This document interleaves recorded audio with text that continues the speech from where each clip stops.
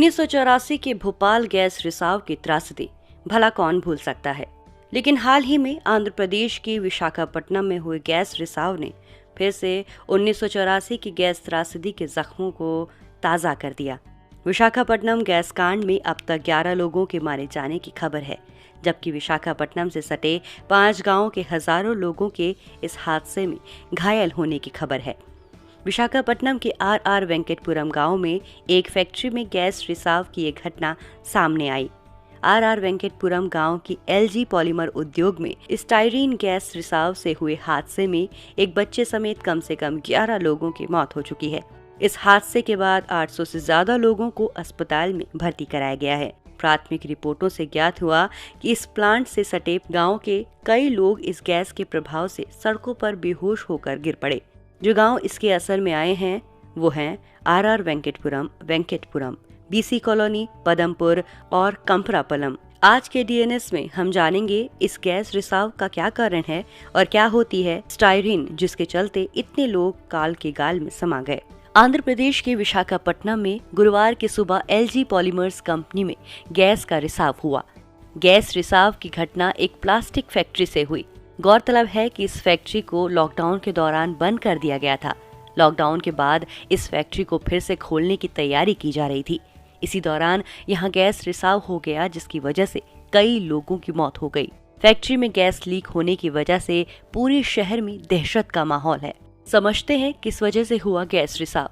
LG polymers company की तरफ से जारी किए गए बयान के मुताबिक संग्रहण टैंक के अंदर जमाव और तापमान में बदलाव के चलते पॉलीमराइजेशन खुद ब खुद शुरू हो गया होगा, जिससे भाप बननी शुरू हो गई होगी और गैस रिसाव शुरू हो गया। हालांकि कंपनी की तरफ से ये भी बयान आया है कि असल वजहों का अभी भी पता नहीं चला है और इस मामले में अभी भी जांच जारी है।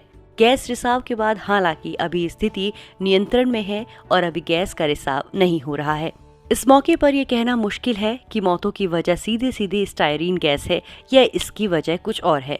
विशाखापट्टनम के पुलिस आयुक्त का कहना है कि आमतौर पर इस गैस की वजह से मौत होना नामुमकिन है। सुबह 3 बजे से गैस का रिसाव शुरू हुआ था।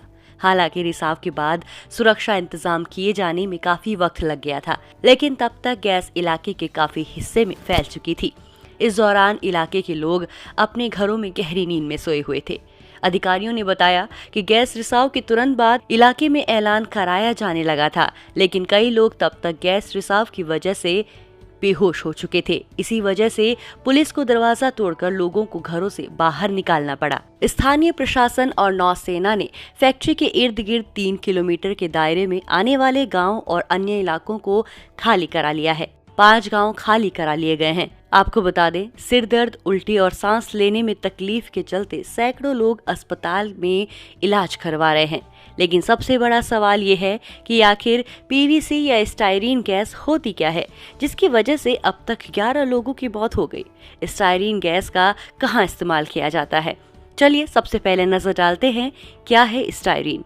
स्टाइरीन सिर्फ एक गैस नहीं है, ये सॉलिड या लिक्विड रूप में किसी भी चीज में मिल सकती है।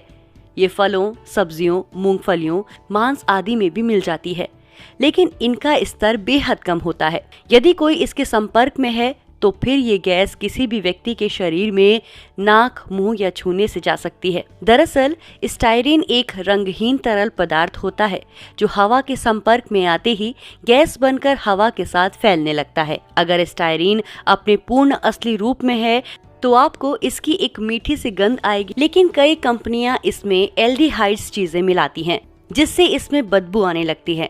अलग अलग कंपनियों में इनका जरूरत के हिसाब से इस्तेमाल होता है।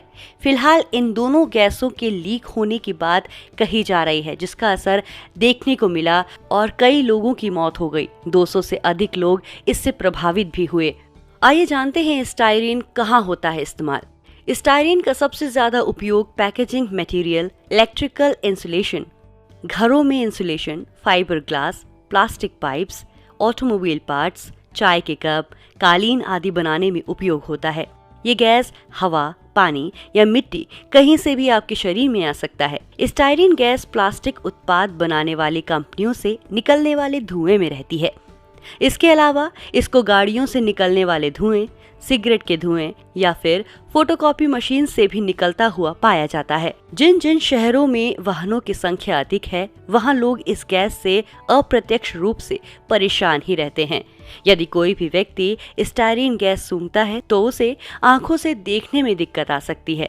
इसके अलावा उसे रंग पहचानने में समस्या होगी, बहुत अधिक थकान महसूस होगी, हमेशा नशे जैसा महसूस होगा, ध्यान लगाकर काम नहीं कर पाएगा, सुनने में भी समस्या हो सकती है। ये गैस व्यक्ति के लिवर पर भी काफी प्रभाव डालता है। आपको बता दें, विशाखापट्टनम में मौजूदा समय में गैस के रिसाव को बंद कर दिया गया है और राष्ट्रीय आपदा सुरक्षा बल के सैनिकों ने 5 आपदा पीड़ित गांवों में बचाव और राहत कार्य शुरू कर दिया है। राहत बलों ने घरों में पीड़ितों की तलाश शुरू कर दी है। अधिकारियों के मुताबिक कोरोना महामारी की तैयारियों की वजह से ऑक्सीजन सिलेंडरों से लैस दर्जनों एम्बुलेंस और वेंटिलेटर आसानी से जुटा लिए गए। गैस का रिसाव हवा के बहाव पर निर्भर करता है। हवा के बहाव को देखते हुए यह अनुमान लगाया जा रहा है कि तकरीबन 5 किलोमीटर के दायरे में लोग प्रभावित हो सकते हैं।